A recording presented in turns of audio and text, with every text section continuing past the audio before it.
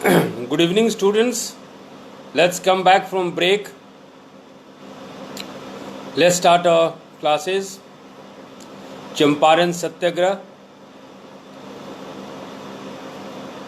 चंपारण सत्याग्रह को हम लोग आगे कंटिन्यू करें.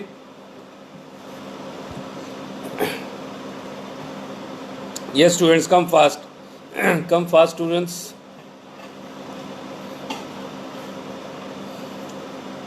Yes, I can see Sri Ram. Sri Ram from Jammu has joined us. Huh? Chali. Rakesh is also here. Chali. So, let's start, students. तो अब तक आप लोग देख चुके कि यदि हम लोग इंग्लिश में एक्सप्रेस करें कि this particular type of Indigo cultivation under तीन कठिया system, it had its own malpractices, and these malpractices created resentment. It created a widespread indebtedness also, and all this resulted in poverty among the tenants of North Bihar. तो जो तीन कठिया प्रणाली था उसके परंपरा के अनुसार, उसके कुप्रथाओं के अनुसार, या उसके कदाचार के कारण, उसके भ्रष्टाचार के कारण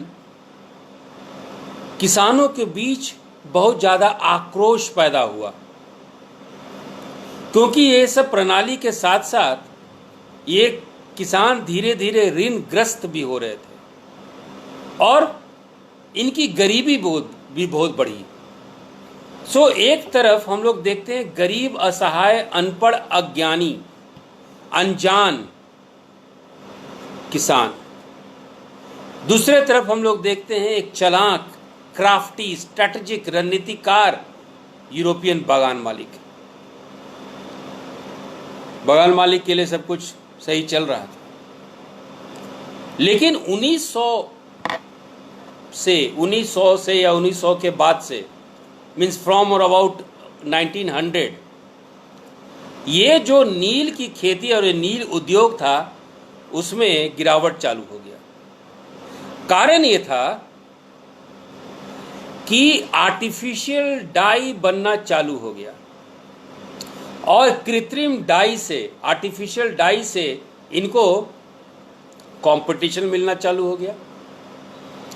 प्रतियोगिता बढ़ी और प्रतियोगिता बढ़ने से इनके उद्योग को काफी नुकसान हुआ.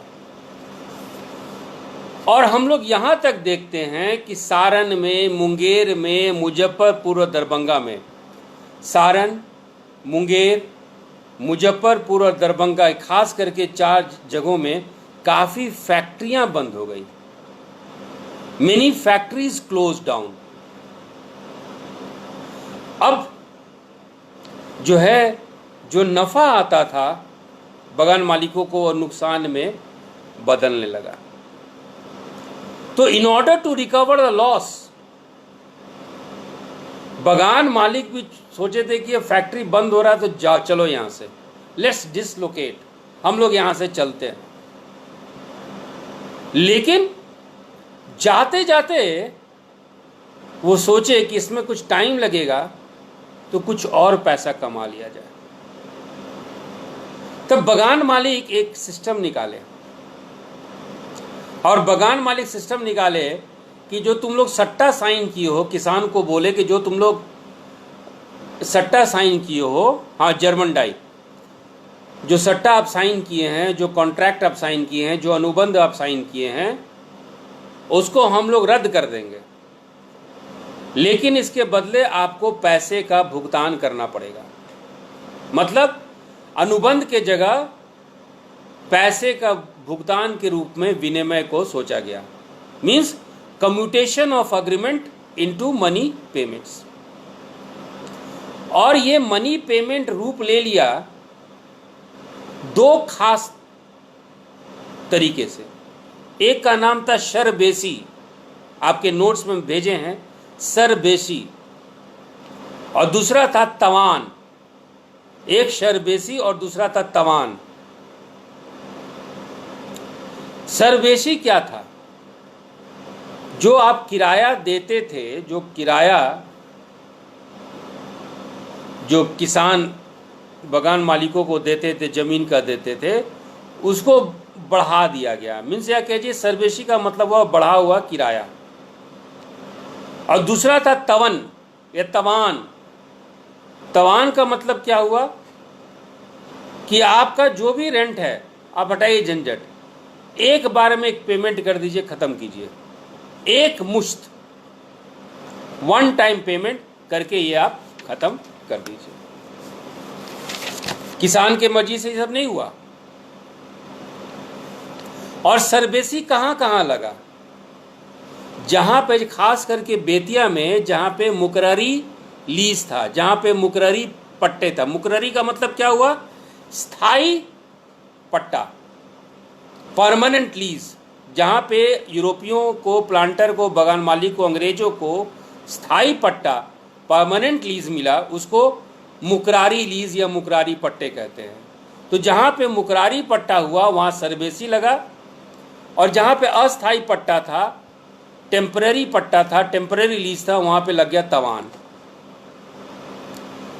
और किसानों को जबरदस्ती, बल से, डर से, है ना, by intimidation, by force, they were asked to sign on the contract. सरबेसी और तावा का जो अनुबंध था, बल और डर से किसानों को हस्ताक्षर कराया गया। ये बात जब किसान गांधी जी से मिले थे तो वहाँ पे किसान ये कहे थे, इस बात को जोड़ दिए थे कि हम लोग को मजबूर किया गया, बेईमानी से मजबूर किया गया, पिटाई से मजबूर किया गया, तभी हम लोग अनुबंध पे जो है अपना अंगूठा का निशान दिए थे। तो अब जो है ये जब नया एक शोषण का सरबेसी और तवान, एक नया सरबेसी, नया शोषण का जब एक हथियार प्लांटर के हाथ में आ गया, बगान मालिकों के हाथ में आ गया, तो बहुत सारे किसान इस शोषण से डर गए। कुछ लोग गांव छोड़ के भाग गए और कुछ लोग जो हैं नेपाल के तराई में जाके स्थापित हो गए। राजकुमार शुक्ला, जिनका गांव था सतवरिया, राजकुमार शुक्ला सतवरिया गांव के रहने वाले थे। गांधी जी को यह बताएं कि यहाँ पे 200 परिवार ऐसे थे जो कि आज नेपाल के तराई में जाके बस गए हैं। They have settled in Nepal Terai. Rajkumar Shukla ये बताएं कि गांधी जी, मेरे पास पहले 60 भैंस थी और 300 गायें थी, लेकिन ये 3 कठिया के बाद सरबेसी, सरबेसी के बाद तवा के कारण आज हमारे पास 3 भैंस, 8 गाय और 6 बैलगाड़ी है। तो आप देख रहे हैं कि 3 कठिया और का जो है शोषण प्रणाली कुछ ज़्यादा अधिक था। उसके बाद एक स्टेप और बढ़ गया सरबसी और तवा के कारण। और इसके कारण क्या हुआ कि किसान विवश हो गए, विरोध करने के लिए मजबूर कर दिए गए कि अब किसान विरोध करे, और उनका विरोध जो था डेफिनेटली हिंसक राह पे था। Means the indigo exploitation force the ryots to resist violently against their operations. और ये हिंसक रूप से विरोध करते रहें, तब तक करते रहें जब तक कि गांधी जी जो है चंपारण में नहीं पधारे। नील खेती से किसान शोषण के तहत कराह रहे थे, उनकी उत्पीड़न दिन पे दिन बढ़ते जा रही थी। और इसी समय आंदोलन का रुख नील के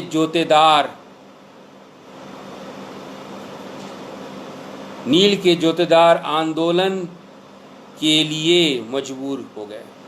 मीन्स द ऑपरेशर्स coaxed the रैयत, forced the रैयत to revolt and revolt in a violent way. Yes, Bikram, you are right. अब देखिए, ये चीज सिर्फ चंपारण में नहीं था, बंगाल में भी जेसोर और नादिया जिला में नील की खेती होती थी। जेसोर और नादिया जिले में भी नील का शोषण तंत्र वही था। The same type of exploitative system was there. और यहां पर नील की खेती करने वाले किसान नील बगान मालिकों के दमन चक्र को सामना करते हुए विरोध कर दिए। हालांकि ये उनका आंदोलन अहिंसक था और वो मना कर दिए कि no, we are not going to grow indigo. वो सारे लोग अहिंसक रूप से मना कर दिए कि हम लोग नील की खेती नहीं करेंगे। और 1860 तक बंगाल में नील की खेती लगभग ठप पड़ गई। 1860 में आयोग भी गठित किया गया कि इंक्वायरी कमेटी भी बनाई गई, लेकिन इस इंक्वायरी कमेटी से चंपारण के किसानों पर कोई प्रभाव नहीं पड़ा। चंपारण के किसानों के उत्पीड़न या उनकी पीड़ा कम नहीं हुई। मीन्स द ऑपरेसिव सिस्टम और the exploitative system in Champaran continued to grow wider and wider even after Indigo Commission 1860। और अब जुल्म के तहत कहराते हुए दुख और घृणा से उत्तरी बिहार में 1867 में उत्तरी बिहार में रैयतों का विद्रोह हुआ। Means groaning under oppression, disgusted with their miseries, the ryots of north Bihar revolted in 1867। और यह हिंसक घटना घटी। और कुछ जगह जैसे दरभंगा में एक कारखाना था पोंडूल इंडिगो फैक्ट्री, उसको जला दिया गया। चंपारण में दलसरिया फैक्ट्री था, उसमें उसको जला दिया गया। और सारे गांव वाले प्रण लिए कि नील से संबंधित कुछ भी करने से हम लोग इनकार करेंगे। Means in large number of villages the ryots refuse to do anything related to indigo on their lands. और जब ऐसा हुआ, जब किसान नील से खेती संबंधित कुछ भी करने से इनकार कर दिए, तो ये किसान के सामने विरोध में खड़े हो गए प्लांटर्स सर्वेंट, इनके विरुद्ध खड़े हो गए अमला। लेकिन रैयत का एक संकल्प हुआ इस समय, उनके विरोध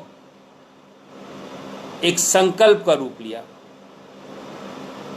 और संकल्प यह था कि अपनी खेत में नील की बुआई नहीं करेंगे। वो यहां तक नहीं रुके, जिस जगह में नील की खेती के लिए जिस जगह को आरक्षित रखा गया था, land reserve for Indigo cultivation, वहां जाके किसान जो है अन्न फसल जबरन लगाने लगे। They started cultivating other crops. बगान मालिकों के तहत खुले रूप से अवहेलना हुई, और इस तरह के खुले अवहेलना कि पहली घटना जिस गांव में हुआ उस गांव का नाम था जंकलिया गांव, और जंकलिया गांव से पूरे पड़ोसी गांव में ये बात फैलने लगी, और all the villagers in bold defiance of the factory servants, European planters, stood up in arms against the planters. There was a strong determination against the cultivation of indigo. नील की खेती के खिलाफ एक दृढ़ संकल्प थी, और इस संकल्प के साथ हिंसा की घटना भी जुड़ी थी। फैक्ट्री के जो बंगलो हुआ करता था, रहने का स्थान हुआ था, तो उसको जला दिया गया। ये दंगा, ये बलवा इतना गंभीर, विप्लव, कोलाहल, आप जो नाम देना चाहें, इतना ज्यादा बढ़ा कि मोतिहारी स्टेशन को बचाने के लिए सेना को बुलाया गया। The writing became so serious in 1868 that the army had to be called out to protect the station of Motihari. Ram Manohar Lohia की एक किताब है जो कि अपने आंसर में जरूर लिखिएगा। राम मनोहर लोहिया किताब है चंपारण में जमीन के उपयोग। राम मनोहर लोहिया और कुछ और लेखकों के साथ मिलकर किताब लिखी गई है चंपारण में जमीन के उपयोग।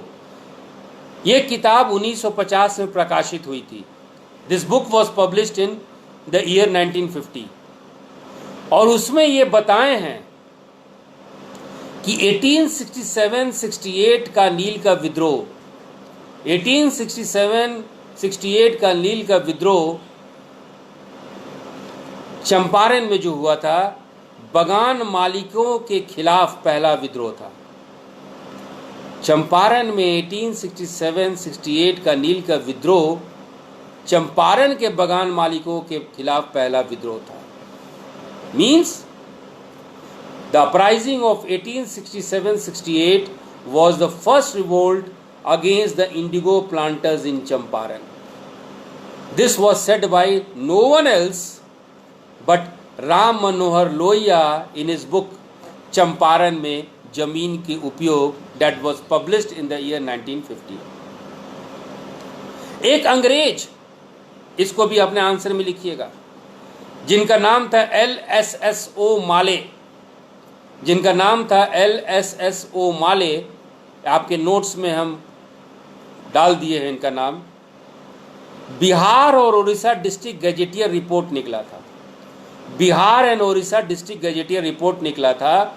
इसमें LSSO माले ये लिखे कि ये विद्रोह के 4 कारण थे।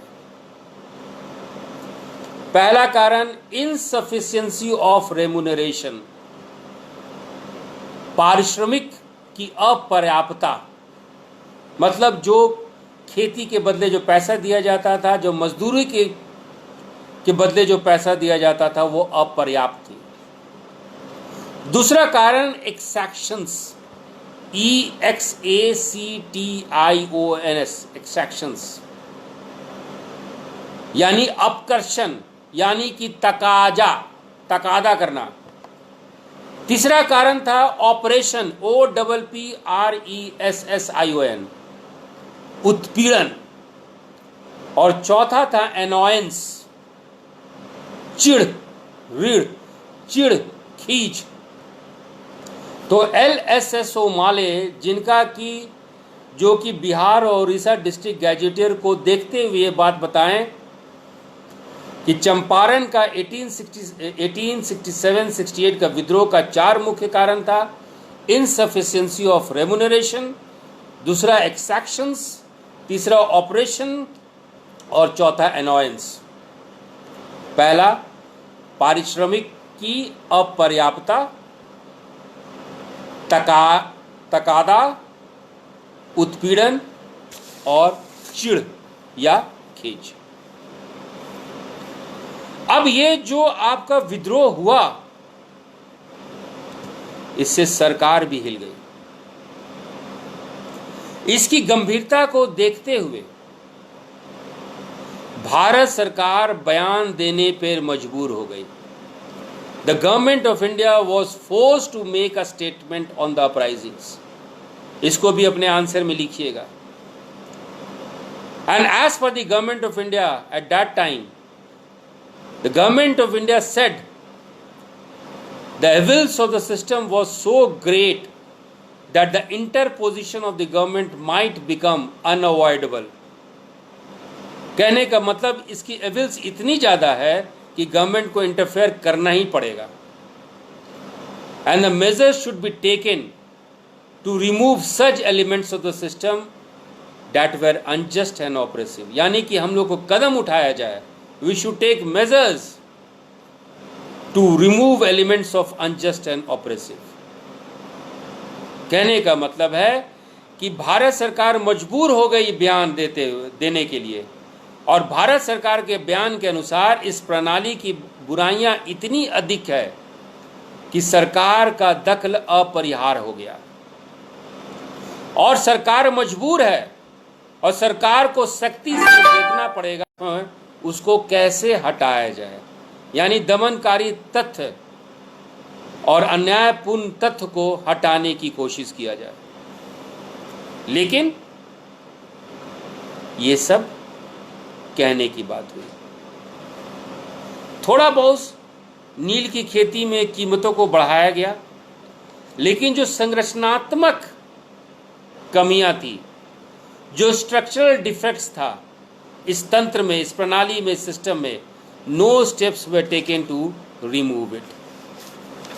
कोई भी सरकार ऐसा कोई भी कदम नहीं उठाई जिससे कि इसका संरचनात्मक या ढांचा, तंत्र के ढांचा को हटाया जा सके या उसमें सुधार किया जा सके। हेंस जब किसान ये महसूस की कि सरकार सिर्फ कह रही है, तो ऐसे स्थिति में सरकार, जो किसान है, कुछ और तरीका अपनाने लगे। जब किसानों को ये लगा कि उनके निवारण के लिए कुछ भी नहीं है, तो वो अपने आप अलग अलग उपाय सोचने लगे। एक रिपोर्ट है, report of the administration of Bengal presidency for 1871-72। इसको भी अपने आंसर में, नोट्स में कोट कीजिएगा। Report of the administration of Bengal presidency for 1871-72 part 1। इसमें यह बताया गया है कि उत्तरी बिहार के दौरा पे लेफ्टिनेंट गवर्नर गए हुए थे, है ना। Lieutenant governor was on the visit to north Bihar in 1871-72, और वो लेफ्टिनेंट गवर्नर का नाम था sir Charles Bailey. Sir Charles Bailey. और जहाँ जहाँ वो अपने विजिट पे, जहाँ जहाँ वो दौरे पे गए, भीड़ उनके पीछे इकट्ठा होने लगी, और सारी भीड़ जो है उनको दास्तां सुनाने लगी, अपने मुसीबतों को बयान करने लगे वो लोग, और उनके हस्तक्षेप की भी मांग की गई, लेकिन कोई असर हुआ नहीं। और तभी 1874 में, 1874 में अकाल पड़ा। There was an outbreak of famine in 1874। खाद्यान्न की कीमत ऊपर बढ़ गई और कृषि संकट फिर पैदा हो गया। Means outbreak of famine in 1874, there was an abnormal rise in the food prices that resulted in agrarian disturbance once again। और अब जो विरोध हुआ वो पिछले विरोध के तुलना में अधिक हिंसक हो गई। It became very violent। एक अच्छाई हुई इस समय।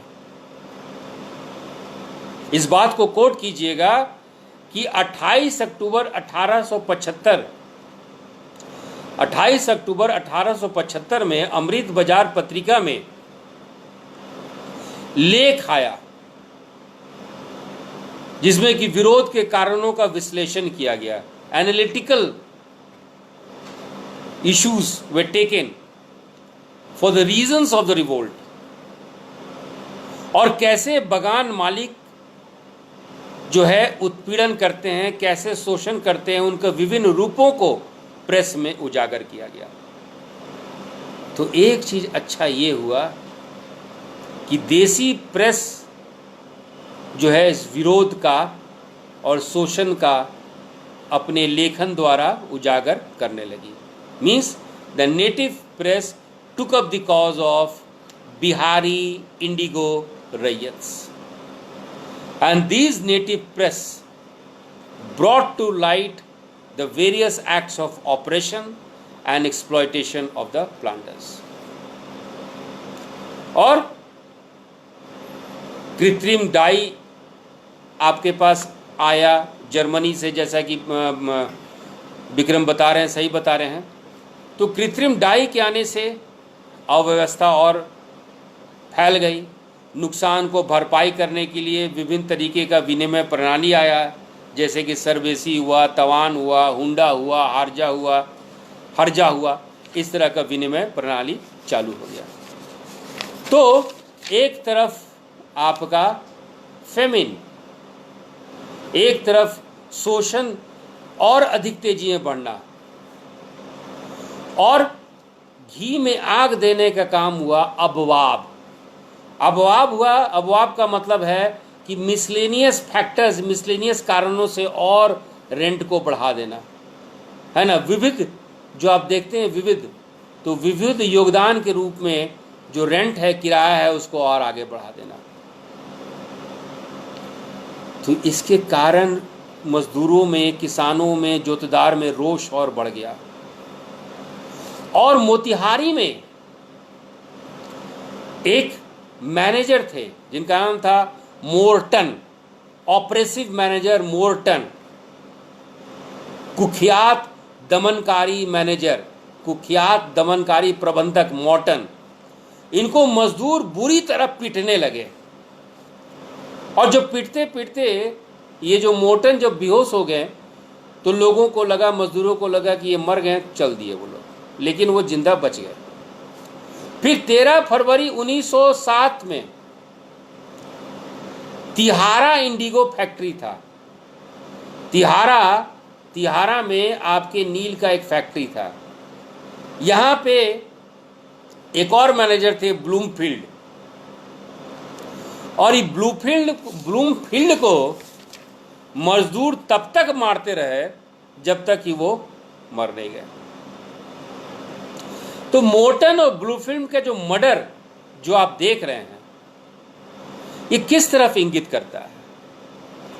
It was a signal for widespread manifestation of ryots discontent and unrest. ये ब्लूमफील्ड का मर्डर, ब्लूमफील्ड का हत्या व्यापक अभिव्यक्ति की संकेत थी, व्यापक असंतोष की संकेत थी, व्यापक अशांति की संकेत थी। और यहीं पे एक और घटना तेजी से बढ़ने लगी, और वो घटना थी सथी गांव, जो कि बेतिया में था। यहां के लोग अजीब सा बेचैनी महसूस करने लगे, अजीब से बेचैन होने लगे। ये फिर ऐसी स्थिति में वो लोग मोतिहारी के मजिस्ट्रेट से मिले, अपने शिकायत को प्रस्तुत किए। दे सबमिटेड देयर ग्रीवांसेस, और बताएं कि 6 से 7 साल, पिछले 6 से 7 साल के बीच में क्या हो रहा है। इनकी बात नहीं सुनी गई, इनकी बात नहीं सुनी गई। तब इन्हीं में से एक नेता उभर के आए जिनका नाम था शेख गुलाब। और शेख गुलाब बोले कि ये 3 कटिया प्रणाली को हम लोग को खत्म करना है, कोई हमारी बात सुन नहीं रही है, तो हम लोग सामूहिक हिंसा का मदद लेंगे, कम्युनल वायलेंस। और अपने लक्ष्य के लिए they made a common fund, एक निधि का निर्माण किए, समान निधि का निर्माण किए। और ये साथी जो विद्रोह है इतना ज्यादा ये असरदार रहा कि कुछ दिनों के लिए आप चंपारण में तीनकठिया प्रणाली को भूल गए। कहने का मतलब है कि सती विद्रोह के कारण, सती नहीं सती था SATHI, सती विद्रोह के कारण अस्थायी रूप से तीनकठिया प्रणाली बंद हो गया। तो आज के लिए बच्चों इतना ही। आशा है आप लोग समझ गए होंगे। इसके आगे वाले सेशन में हम लोग विद्रोह का और अलग रूप ले जाएंगे और अगले सेशन में ही हम लोग गांधी जी को चंपारण में आमंत्रित कर देंगे। राजकुमार शुक्ला जी गांधी जी के पास जाएंगे और गांधी जी चंपारण में आ जाएंगे। फिर एक नया डायमेंशंस, नया दृष्टिकोण हमारा चालू हो जाता है। राइट? तो आशा है आप लोगों को ये समझ में आया होगा। Thank you for your patience. Okay then, will meet next time. Thank you.